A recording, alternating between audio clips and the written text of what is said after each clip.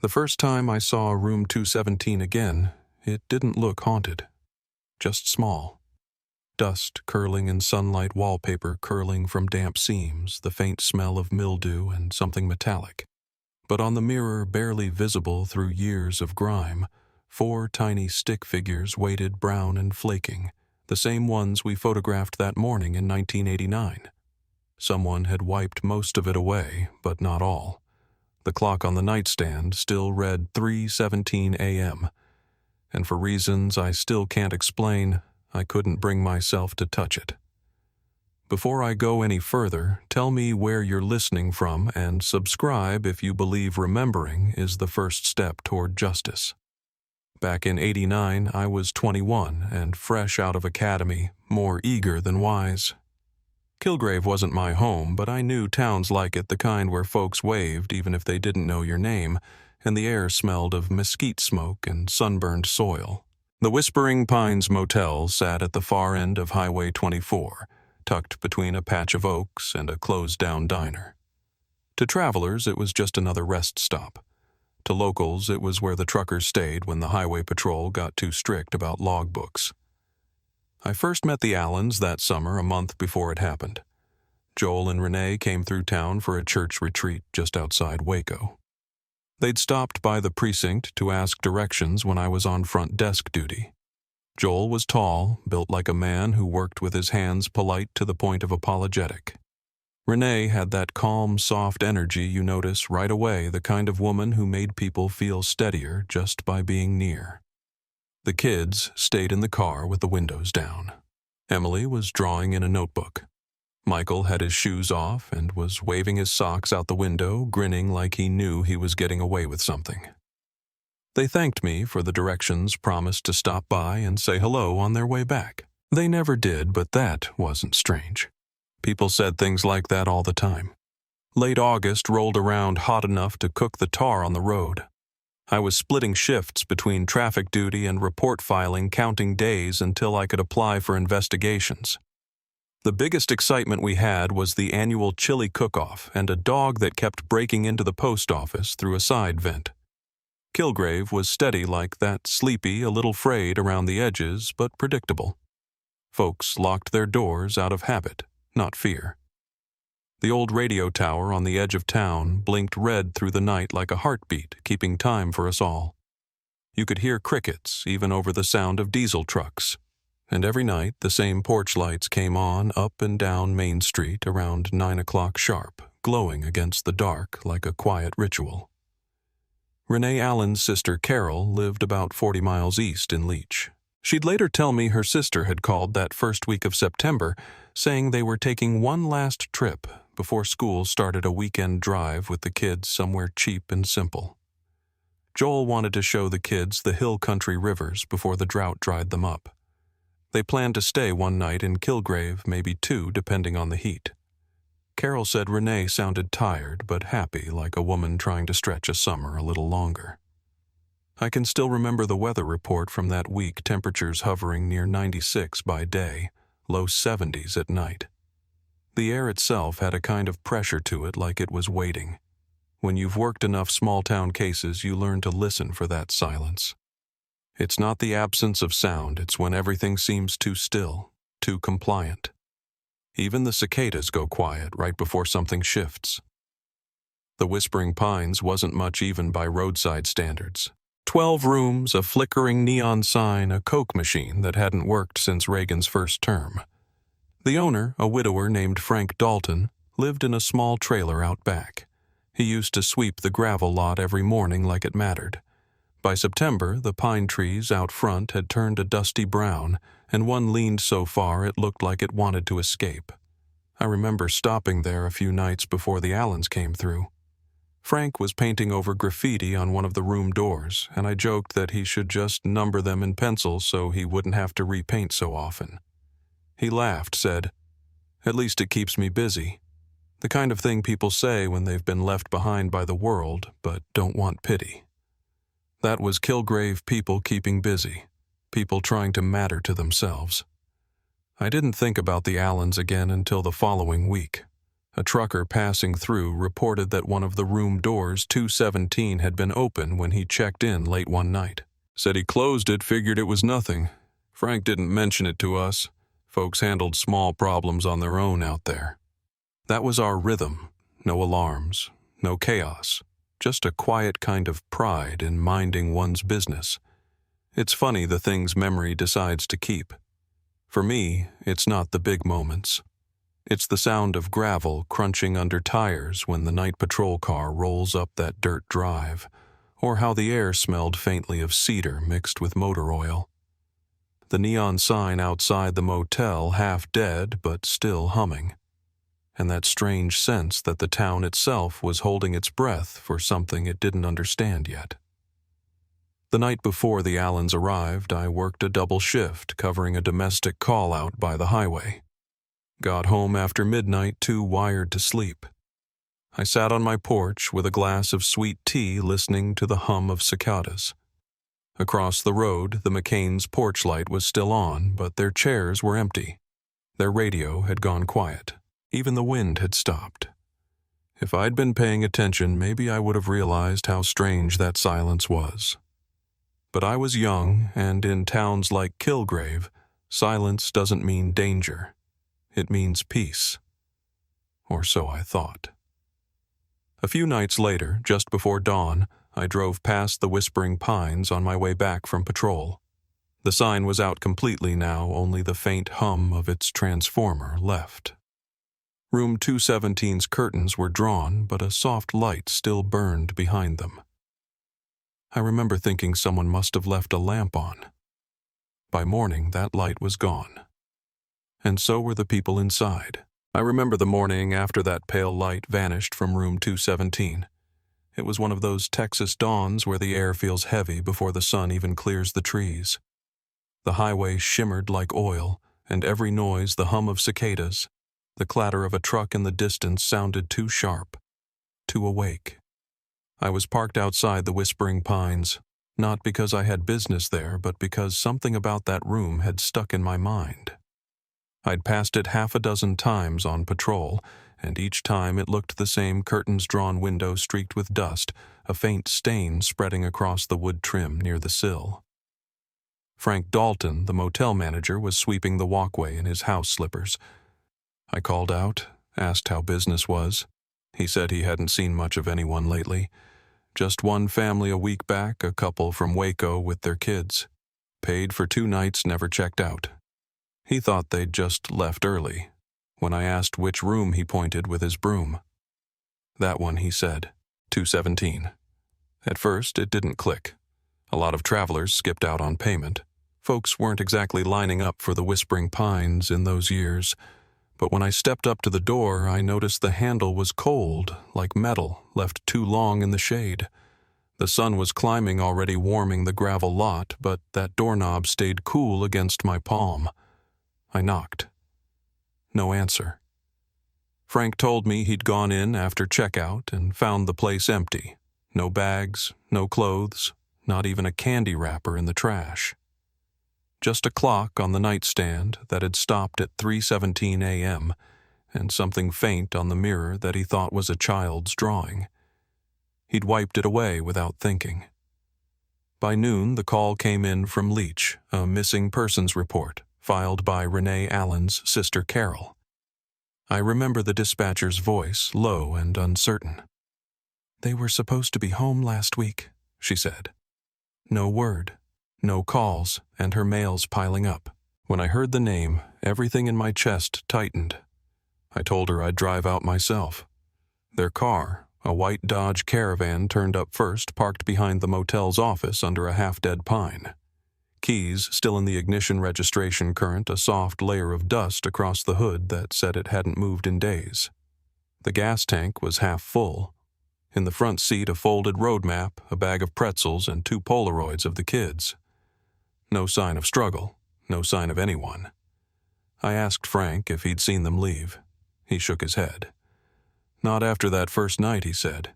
They checked in just before midnight, said they'd been driving from Waco. The kids were asleep in the back seat. Quiet folks. I remember the boy dropped a toy truck by the steps, I picked it up the next morning, meant to leave it in the office, but forgot. He gestured toward the gravel lot, eyes glassy. Guess I should have kept it. We opened the door to 217 together. The smell hit first old soap-stale air, something faintly metallic. Inside the blinds hung crooked, one slat bent upward like a finger pointing nowhere. The bed sheets were pulled tight corners tucked with motel precision. The bathroom light was on, humming. I remember glancing at that mirror and feeling my stomach turn. There, faint under the streaks of glass cleaner, were 4 little stick figures, brownish red and brittle, flaking at the edges. 2 tall, 2 small. The taller one had a faint line down the middle of its face like someone had dragged a fingernail through the paint. Frank froze beside me. "That wasn't there when I cleaned," he said. We took photographs, dusted for prints. Nothing. The towels were folded, the trash bin empty, no sign of luggage. It looked more like a room that had never been used than one recently vacated. The only thing out of place was that broken clock, frozen in time, its second hand bent backward against the glass. I picked it up, turned it over, no battery inside. That part stayed with me for years. The search began slow, the way these things always do. We canvassed gas stations, diners, every stretch of road leading east. Flyers went up in Kilgrave and Leech, then Houston. We got one call from a woman in Abilene who thought she'd seen a family matching their description at a rest stop, but when we sent a deputy, the cameras were broken and the clerk didn't remember a thing. For 2 weeks I lived on bad coffee and sunburn, driving back and forth along those same few roads until they blurred into one another. I checked the rivers, the ravines, the old quarries, places people disappear into when the world stops making sense, but the Allens had left no trace. No skid marks, no bodies, no sign they'd ever existed beyond that motel registry. By the end of the month, the case went from missing persons to unresolved. We boxed the evidence, labeled it, filed it away. But I couldn't let it go.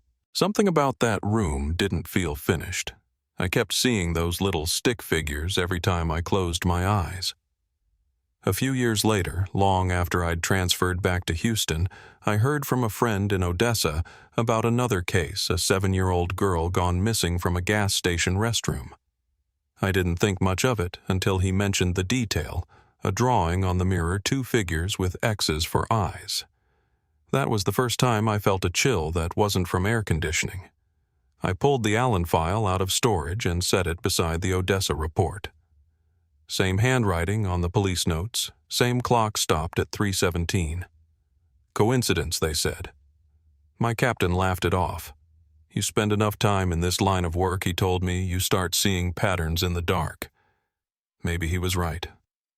Still, I kept that file on my desk until the day I retired. It wasn't until decades later, after I'd traded crime scenes for a porch and a bad hip, that the past came back. A message popped up on my laptop one morning from a channel called Echoes of the Unsolved. The thumbnail froze me, a woman standing in front of a cracked mirror, the tag reading, "We found the room where a Texas family vanished in 1989. The moment I hit play, every hair on my arm stood up. The motel was in ruins, but the room was unmistakable. Same door, same sagging roofline, even the same number plate barely hanging by a screw. And there it was again, that damn mirror. Faded, but still standing, still waiting." The narrator's voice was calm, careful. "Room 217, she said. "The Allens' last known stop." I watched the footage 3 times, pausing frame by frame. Near the end, the camera lingered on the mirror. You could see the faint outline of those 4 stick figures, and below them something new.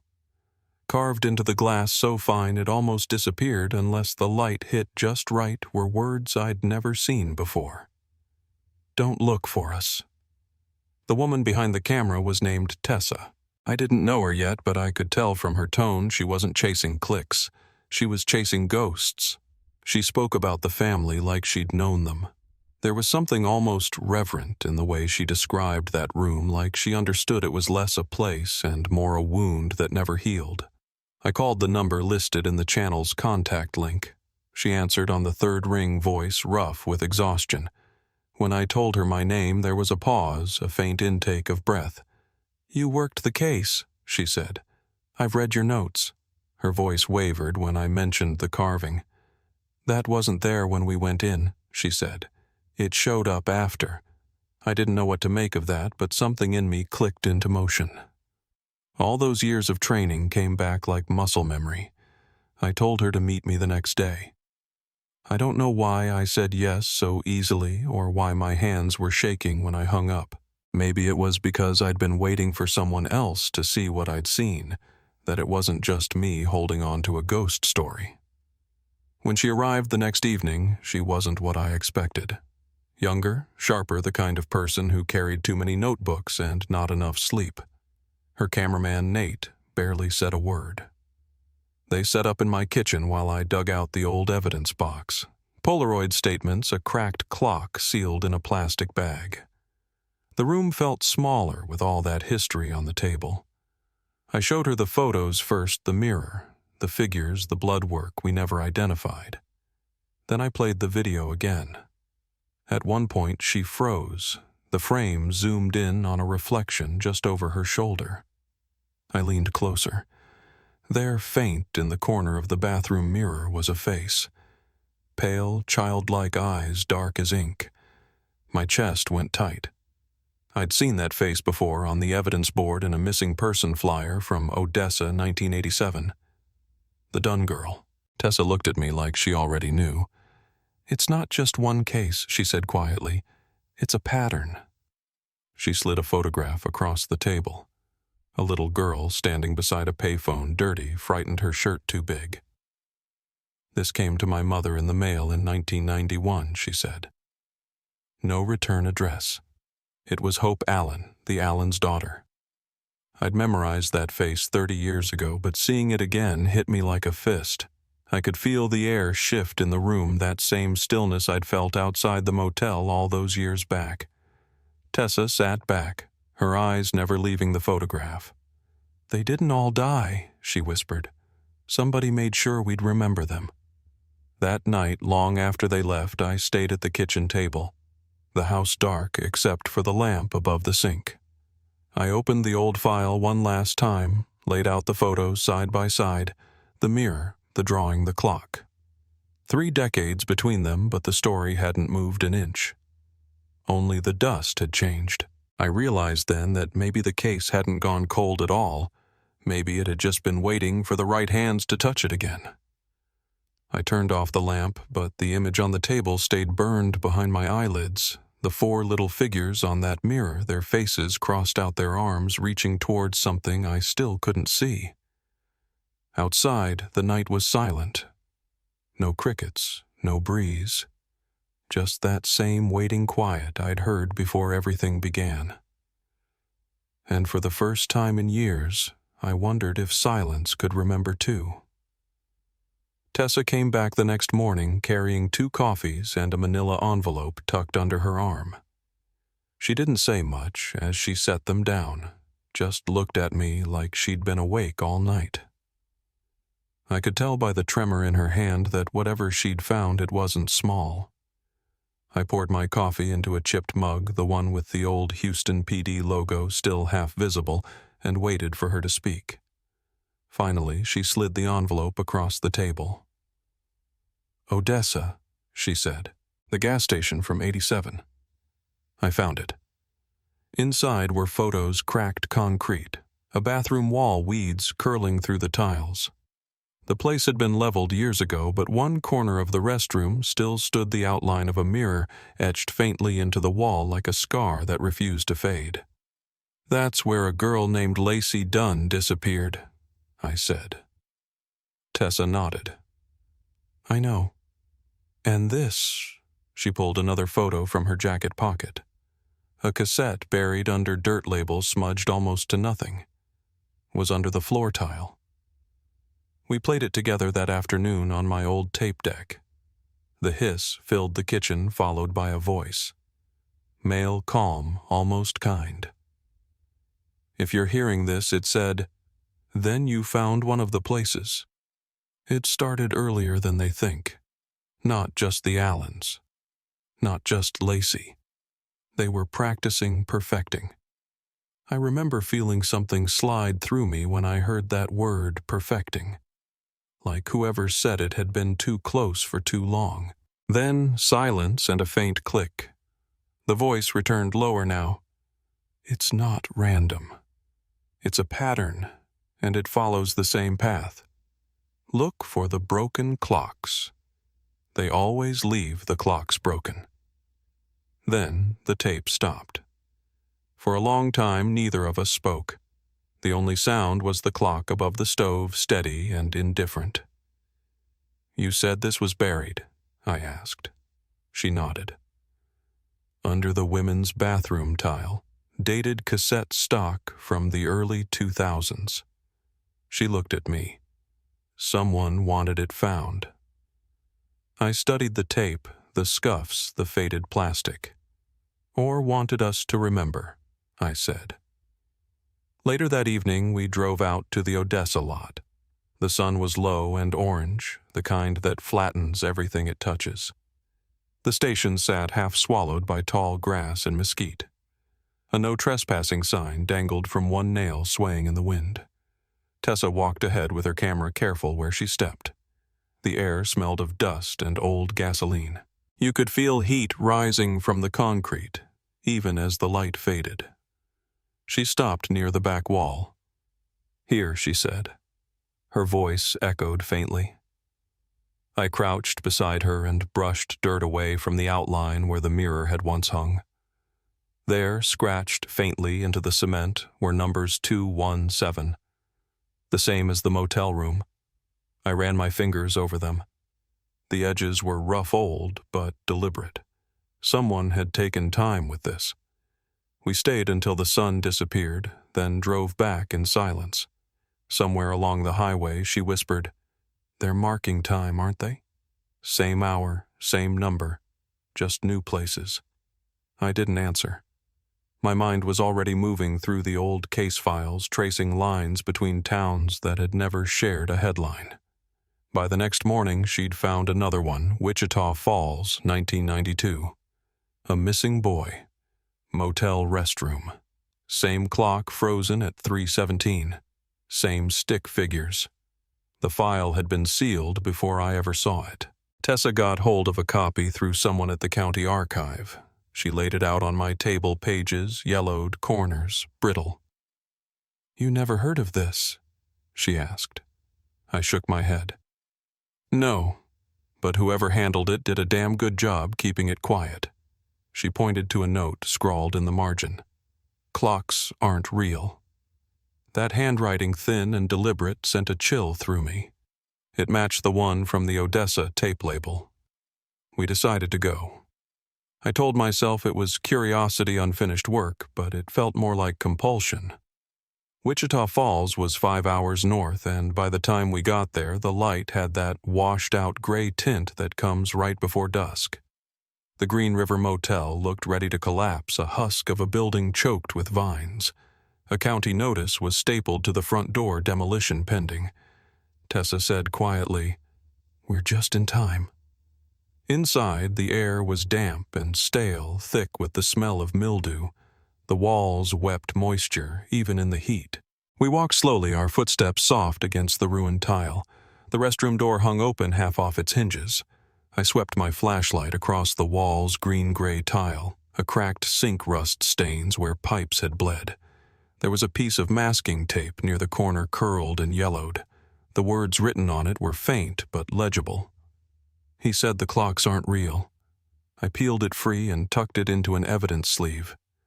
The handwriting was the same again. Whoever left it had been here too. Tessa found something wedged behind the vent, an envelope sealed dated 1993. My name on the front. My hands went numb when I saw it.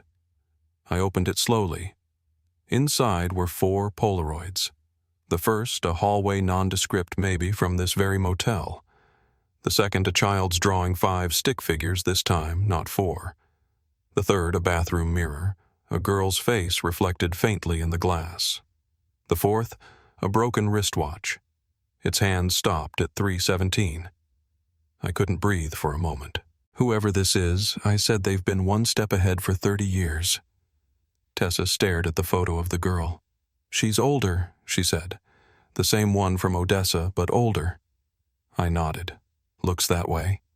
She traced the edge of the photo. Someone's adding themselves to the picture, she whispered. Back in the car, she called Evelyn Crowther, the woman she'd been corresponding with, the one who claimed she'd vanished for 5 days in 1986 and came back with no memory. The call was brief, just long enough for Tessa's face to change. She wants to talk, she said, but only after dark. We met Evelyn 2 nights later at a care facility outside Leech. She was older now, gray hair pulled into a loose braid, sharp eyes that hadn't dulled with time. Her room was small, neat, the kind of quiet that feels earned. When I introduced myself, she smiled faintly. "You're the detective," she said. "I remember your name from the papers." She looked at Tessa. "You're the one filming." Tessa nodded. Evelyn leaned back, watching the light fade outside her window. "You want to know about the mirror?" she said. Her voice carried that tired certainty of someone who'd told a story too many times and never been believed. "I was 16, she said. Stayed at the Pineside Motor Inn across from Whispering Pines. I woke up 5 days later in a field 10 miles away. They called it a breakdown. Said I imagined it." Her hands shook slightly as she spoke. "But I remember the mirror. There was a girl inside it. She looked like me, but she didn't move when I did. Always half a second late." She stopped, eyes fixed on the window. I smashed the clock on the nightstand. It kept ticking anyway. Tessa asked softly, "Do you remember the time Evelyn's voice dropped to a whisper?" 3:17. She reached under her chair cushion and pulled out a small shoebox. Inside were old Polaroids, dozens of them. "They've been coming since 87, she said. "No return address. Always one picture. Sometimes a drawing, sometimes a mirror." She handed me one. A reflection of a girl with no eyes. "You kept them all," I said. "Why?" She smiled faintly. "Because forgetting is how it spreads." When we left, the night had thickened heavy with humidity. The cicadas had gone quiet. I don't know why that silence unnerved me more than anything else, but it did. We sat in the car for a long time without speaking. Finally, Tessa said, "I think her brother's still out there." I looked at her. "The one who disappeared in 85? She nodded. "He's the one sending the photos." I didn't argue. Deep down, I think she was right. Back at the motel where we were staying, I couldn't sleep. The air conditioner rattled like it was choking on dust. Around 3, I gave up and turned on the lamp. The clock beside the bed read 3:17. For a long moment, I just stared at it, half expecting the hands to move backward. I thought about the Allens, about Lacey Dunn, about Evelyn and her mirror that ticked louder than any clock. All those years of evidence reports, photographs, and somehow the story had kept growing, reshaping itself as if it wanted to be found again. Just before dawn, Tessa knocked on my door. Her face was pale, eyes red-rimmed. She held her phone out to me. On the screen was a photo sent from an anonymous number.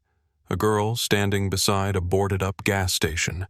Same flaking paint, same cracked sign as the Odessa site. On the back, written in red, were the words, "I remember." She looked at me, her voice barely a whisper. "She's alive." I took the phone from her and studied the image. The girl couldn't have been more than 17. Her eyes were hollow, but aware, like someone who'd seen too much and come back carrying pieces of it. I didn't know who she was yet, only that she was part of the same pattern, the same trail of mirrors and clocks in rooms that refused to stay closed. Outside, the first light of morning crept over the parking lot, washing the cars in pale gray. The world felt suspended, caught between night and day, like everything we thought we'd buried was about to rise again. Tessa leaned against the wall, arms folded. eyes still on the phone. "We have to find her," she said. I nodded slowly. The air in that small room felt heavier than before, the kind of weight you don't notice until you try to breathe against it. I picked up the keys, pocketed the photo, and told her, "Then we start with Clovis." She didn't ask how I knew that name. Neither did I. It was just there, quiet and certain, like a memory I'd been carrying for years without realizing it. The drive to Clovis took most of the day. The land out there changes slow. You don't notice it happening until the trees thin and the air turns dry enough that every breath feels like sandpaper. Tessa sat in the passenger seat, headphones on, replaying that Odessa cassette for what must have been the 50th time. She didn't say a word, but I could tell by her posture that she was listening for something new, something she'd missed before. When you've worked cold cases long enough, you start to recognize that kind of fixation. It's not curiosity. It's hunger. The kind that doesn't stop until it finds what it's after, or until it consumes the person carrying it. The sun was low when we rolled into town. Clovis looked like half the small towns I'd driven through in the 80s. One main street, a shuttered movie theater, a diner that still had a payphone outside. The kind of place where even time seems to move slower, like it knows there's no reason to rush. The Sinclair gas station sat on the edge of town, fenced off and long abandoned. Its green dinosaur sign was still standing cracked through the middle, its paint flaking into scales. Tessa parked near the curb, and we sat there for a moment without speaking. There's a quiet that comes before you step into a place tied to death, a kind of instinctive hesitation. I've felt it before at crime scenes, funerals, even empty houses. Some part of you just knows you're not alone. She was the one who broke the silence. "This is where the photo was taken," she said. Her voice barely carried. I looked out through the windshield. The building leaned forward like it was collapsing into its own shadow. "Whoever sent it," I said, "wanted us to find this." She nodded. Then she reached into her jacket, pulled out a folded piece of paper, and handed it to me. It was the photo she'd shown me back at the motel, the girl with the hollow eyes standing right here in front of this same gas station. On the back, the red ink still read, "I remember. I am what's left." We crossed the fence where it had already been cut. The ground was soft from an earlier rain, and the smell of wet rust hung in the air. I followed her around the side of the building where the restroom used to be. The boards nailed over the door were old, dry enough that a crowbar from the truck made quick work of them. Inside, the air was thick and cool. Dust hung in the flashlight beam like fog. Every surface seemed to hum with stillness. She filmed quietly, moving slow, careful the way someone does when they know the place they're walking into has a memory of its own. Near the far wall, a section of plaster had been scratched away. I knelt down and swept my flashlight across it. The words were carved deep but faded with age. I remember room 217. Below it, the same phrase from the photo, "I am what's left." I could feel my throat tighten as I traced the letters. "She was here," I said. Tessa nodded, still filming. "She came back," she whispered. Behind that same wall, hidden under a false panel, we found an old camcorder wrapped in cloth. The battery was dead, but the tape inside was labeled "Play Me First" in a shaky hand. We took it back to the motel that night and played it through her laptop. The footage started without warning. A girl sat against a wall, her face pale and hollow, her hair matted to her cheeks. She looked like she'd been through hell, but there was something clear in her voice, like she was fighting to stay human through sheer will. "If you're watching this," she said, "I got out. My name is Lena. I think that was my name." Her words came slow, uneven. "They made us draw it. 217. Over and over. They kept us in places with mirrors. We were never alone." Behind her, in the mirror, hanging on the wall, something flickered, a second figure almost identical, but still. I paused the video. The girl in the reflection didn't move. Her face was blank smooth, like something halfway between person and echo. Tessa exhaled beside me, barely a sound. "That's her," she said. I didn't have to ask who. I'd seen the same hollow-eyed girl in the old photographs in the mirror from the motel, even faintly reflected in the footage she'd filmed weeks earlier. The video continued. Lena said she'd escaped through a vent. Said she could still hear the others at night whispering through the walls. "If you find this," she pleaded, "find the others. They're still alive somewhere." Then the screen went black for several seconds. When it came back, she looked older. Her eyes were gray now, not from color but from absence, as if something had been taken out of her. "Forget me," she said. "If you remember too long, she finds you." Then the tape cut to static. I turned off the laptop and sat back, my chest heavy. "She's not warning us," I said quietly. "She's warning herself." Tessa didn't answer. She just stared at the black screen until her reflection appeared in it, and for a split second, I could swear there was another face beside hers. The next morning, we drove to Austin to pull the land records. I still had friends at the archives, folks who owed me a favor or two. We spent most of the day combing through microfilm zoning maps, old building permits, anything connected to the Whispering Pines. Around dusk, Tessa found it. A zoning diagram dated 1979. The motel had been built directly on top of a condemned property, a children's psychiatric facility closed after staff members disappeared in 1963. The name on the document made my stomach turn Glass Hollow Institute for Disturbed Youth. I stared at the page while she whispered it out loud. Glass Hollow. I don't know why, but the words felt heavy in my mouth, like a secret finally saying itself. She leaned closer to the map, tracing her finger across a cluster of old buildings. "They didn't demolish it," she said. "They buried it. There was an addendum at the bottom, 2015 structural reinforcement partial excavation private contractor. No name listed. No records of who funded it." "Someone went back," I said. That night we returned to Kilgrave. The town was empty, the streets darker than I remembered. Not a single house light was on. When we pulled into the Whispering Pines, it looked smaller than it ever had swallowed by the dark. The air felt colder. The weeds that once covered the parking lot had been cleared.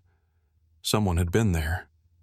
The door to room 217 was closed, though neither of us had shut it before. I stepped forward, hand on the handle.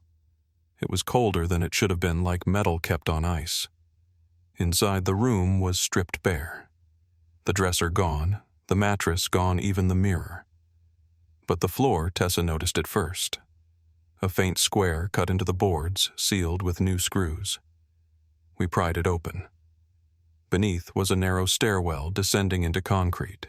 The air changed the moment we went down, cooler, stiller, like walking into a cellar that had never been opened. The beam from my flashlight trembled across tiled walls and rusted pipes. This wasn't motel construction. This was older.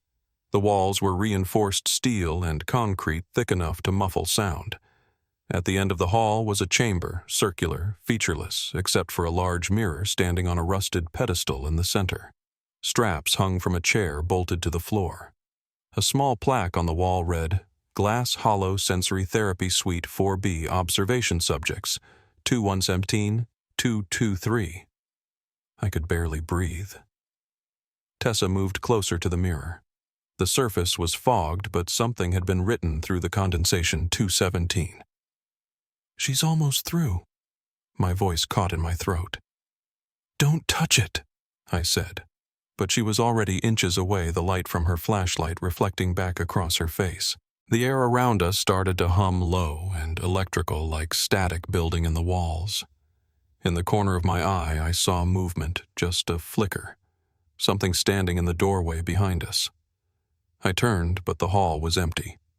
When I looked back, there were footprints on the floor, small, bare, leading straight toward the mirror. That's when I saw it, the reflection. Not ours, but hers. The girl. Only this time she wasn't a child. She was grown, but hollow, her eyes so black they looked bottomless. Tessa dropped the flashlight. It clattered across the floor, the beam spinning wildly against the wall. In that wild light, the girl moved closer, her lips parting just slightly enough for a sound to escape, barely a whisper. One word. Remember. I don't remember running, but somehow we were back in the car, the motel shrinking in the rearview mirror. Tessa was shaking, both hands clamped over her mouth. The silence between us was thick enough to choke on. I don't think either of us spoke the rest of the drive. When we finally stopped at a diner 2 towns over, the neon lights looked painfully normal. I sat there with a cup of black coffee cooling between my palms, staring through the window. For 30 years I'd told myself the Allens were victims of some cruel accident, something human and explainable. But down in that chamber, staring into that mirror, I knew better. Whatever happened to them started long before Kilgrave, and it wasn't done yet. Tessa finally broke the silence. "She's still in there," she said softly. "Waiting." I looked at her reflection in the window, the lights of passing cars stretching across the glass like threads of color. "Or, she's already out," I said. Neither of us touched our coffee after that. That night alone in my motel room, I tried to write everything down before sleep took it away. But every time I set my pen to paper, I saw that word again, carved into fog, bleeding through every page. Remember. The ink ran. My hand wouldn't stop shaking. I finally tore the paper in half and left it on the desk. Outside, the wind was picking up. The motel sign buzzed faintly, the light stuttering between on and off. Just before I turned in, I glanced at the clock on the nightstand. 3:17 a.m. It was still ticking. I didn't sleep that night. I just sat on the edge of that motel bed, watching the clock tick past 3:17, waiting for something that never came. By morning, the storm had cleared, leaving behind a sky so blue it almost felt cruel. Tessa was still in the next room, her camera bag on the floor, the lens cover left off like she'd meant to film something but couldn't bring herself to do it. When she finally came out, she looked hollowed out, same as me. We didn't say much. We just got in the car and drove. The whispering pines shrank in the rear view until it was nothing more than a dark smudge against the light. For a few months after that, everything felt like aftermath. The FBI took the site over within a week. They dug under the motel, cordoned it off, and unearthed what they called a subterranean medical structure left from the Glass Hollow Institute. They didn't use the word laboratory, but that's what it was. Files, restraints, remnants of experiments no one wanted to talk about. It took weeks for the evidence teams to catalog everything. They found records, treatment logs, initials, dates, psychological testing notes that ran until 1989, years after the place was supposed to be closed. Each entry listed subject classifications, followed by single words like reflection echo or obedience. The names of the patients had been redacted, but a few initials matched. R.A. for Renee Allen. J.A. for Joel. 2 children, E.A. and M.A. The blood work they pulled from the lab walls matched the DNA we'd stored from the Allens' toothbrushes. It was confirmation, not discovery, but it still hit like a blow. They had been alive under that motel. Maybe for days, maybe longer. And someone had kept them there for reasons we'll never fully know. They also found another set of initials, E.C. Evelyn Crowther. She'd been there too back in the 60s. One of the first children transferred to Glass Hollow after the Institute lost funding. She never remembered it, or maybe she had and spent a lifetime trying not to. When they told her, she didn't react. Just closed her eyes and said, "I thought I dreamed the girl in the glass." She passed away in her sleep 3 months later. I went to her service in Leech. There were only a handful of people there. Tessa filmed it quietly from the back pew, then never posted the footage. Some things, she said, aren't meant for the internet. The footage from that chamber, the mirror, the footprints, the writing in the fog, it was seized as evidence. The Bureau said they couldn't explain the reflection distortions, called it lens flare, or visual echo, technical terms that sounded like hope stripped of mystery. The case was reclassified as a compound confinement homicide with psychological manipulation.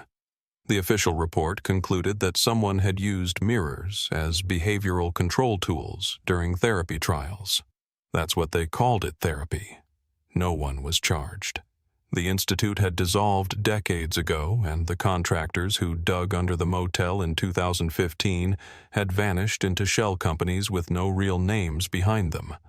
The government closed the file as a historical incident. They said the site would be sealed, the mirror removed and studied. But when they went back down, the chamber was empty. The pedestal was there, the straps, the chair, the plaque. But the mirror was gone. They told us maybe it had been stolen by scavengers or souvenir hunters before the lockdown. Maybe. Or maybe it was just finished doing what it came to do. Tessa left town not long after. She said she needed space from it all, that she'd edit the footage when the air stopped feeling heavy. I didn't hear from her for almost a year. Then, one morning, I woke to an email from her address with no subject line, no text, just a single attachment. A still frame from one of her old videos. She's standing in front of the mirror at the motel before we ever found the chamber. Behind her reflection, a fifth figure is barely visible, smaller than the rest. I thought it was a trick of light until I zoomed in. The face looked like a child, but older than the Allens kids would have been in 1989. And the eyes were open. I never replied to the message. 2 weeks later, her YouTube channel disappeared. The videos, the archives, even the cached pages all gone. No one could reach her. Her family said she'd been in Oregon finishing a documentary. They hadn't heard from her either. Sometimes I tell myself she's still out there, just finally letting herself live. Other times I think she followed the trail where I couldn't. The Whispering Pines was demolished in 2020. The land's fenced off now, no sign anything was ever there. But every year around September, people in Kilgrave say they hear construction noise at night, metal on concrete, the faint whir of a generator where there's no power source. One old rancher swears he's seen light coming from underground like the earth itself is breathing. The county shrugs it off as urban myth, but the new sheriff keeps the area patrolled after dark. Better safe than sorry, he told me once. I still get letters from strangers who remember the Allens or think they saw something like it years ago. They describe motels, gas stations, old rest stops with mirrors that don't seem right, reflections that lag just half-a-second clocks that blink 3:17 no matter the time. I don't answer most of them. I've learned that some stories don't end so much as they go quiet. My own life's gotten smaller since then. I spend mornings on the porch with coffee afternoons, sorting old case files I never managed to let go of. Sometimes, in the quietest hours before dawn, I catch myself glancing at the clock waiting for it to freeze. It never does. It just keeps ticking steady and patient the way life insists on moving forward, even when the past is still reaching out. When I think back on that night, the chamber, the mirror, the sound that seemed to hum through the concrete, I don't try to explain it anymore. Some things don't want to be solved. They just want to be remembered. And I think that's what this has always been about. Memory. The kind that refuses to die even when everything else does. Sometimes I drive past the old highway exit where the Whispering Pines used to stand. It's just brush now, a few concrete slabs buried in grass. But every so often, when the light hits just right, you can still see the outline of the sign's shadow burned into the dirt. And for a moment, it feels like the past is still standing there waving us down for one last look. A few months ago, I got a package with no return address. Inside was a compact mirror, old and scratched, the kind a woman might keep in her purse. I opened it carefully, half expecting to see nothing but my own tired reflection. but the glass had a faint distortion, like a ripple frozen mid-motion. On the inside hinge, etched in faint lettering, were 2 words. Thank you. I didn't know whose handwriting it was. I still don't. I keep it on my desk closed. Not because I'm afraid of what I'll see, but because I've learned that remembering doesn't always mean looking. Sometimes it just means refusing to forget. When people ask why I still tell this story, why I can't let it go after all these years, I tell them the truth because silence was what let it happen in the first place. And because somewhere in some hidden room or quiet corner of this country, there's still someone waiting to be seen. If this story stayed with you, share it not for views, but so no one's name gets lost to the dark. And if you've ever walked through a quiet place and felt a story still hanging in the air, let me know where you're listening from. Every voice helps keep their memory alive.